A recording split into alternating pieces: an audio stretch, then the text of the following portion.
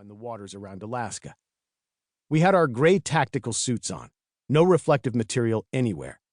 This was all covert stuff, something you'd see in a thriller. Everything black, dark IR strobes only visible with infrared scopes, not so much as a light flashing on the chopper. We raced low over Cook Inlet, the only illumination coming from the glow of anchorage as it slipped away behind us, reflecting off the hulking white pans of ice that flowed in the ripping tidal currents. 2 minutes out, they signaled to us that we were a few clicks from the drop zone.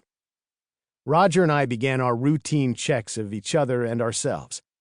Doing water work in Alaska, you must wear the dry suits, because wetsuits won't do the trick. The water is just too cold.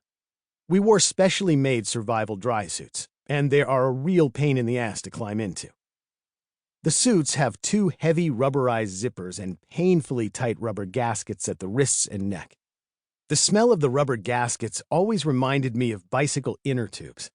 Imagine tying a rubber noose around your neck and then having the strongest person you know wrenching on the business end, and you've got an idea of the strangling effect. To ease the constant choking sensation, we rigged up neck rings.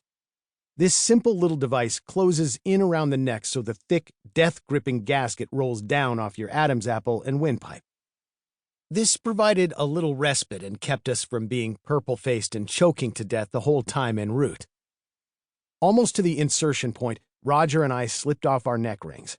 Then, even with everything perfect, these state-of-the-art suits still leak. Roger gave me the zipper sign, then the neck ring sign, and I nodded back, yup, you're good. Checks like this between partners could be the difference between life or extreme discomfort and death. When geared up for operations, you simply can't see your entire body because you have too much equipment in the way. You rely on your buddy to double-check zippers, rings, buckles, harnesses, and straps.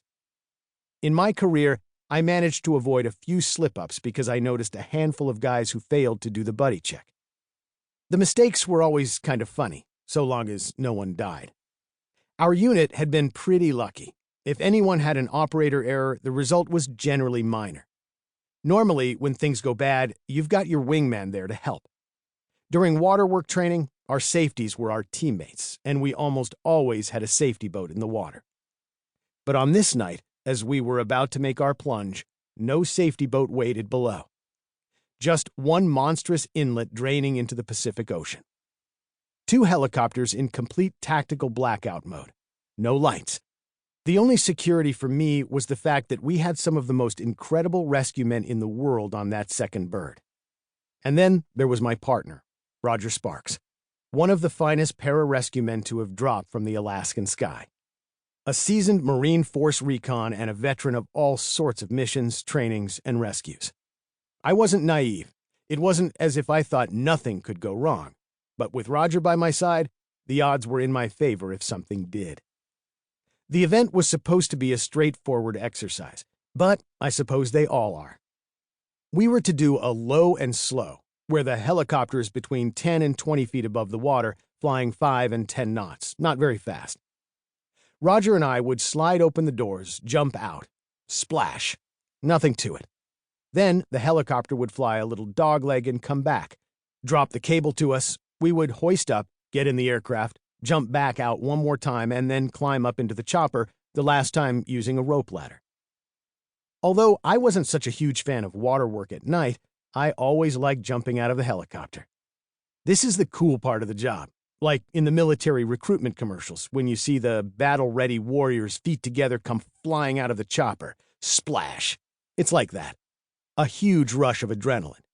I relish those moments of free fall most. But that exciting half-second in the door isn't bad either, where I'm looking out and thinking, whoa, baby, this is my job. They are paying me for this.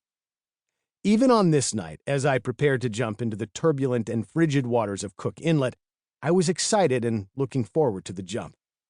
Those ridiculous cold water concerns that had floated through my mind minutes earlier as I lifted off from my hometown? Gone. Gone, baby, gone. You accept a degree of faith every time you step to the door of the aircraft you are about to jump out of. I hovered at the chopper's doors, ever so careful. I wore fins and eased right to the brink. In my mind, I ran through the whole process to the jump, attentive so I wouldn't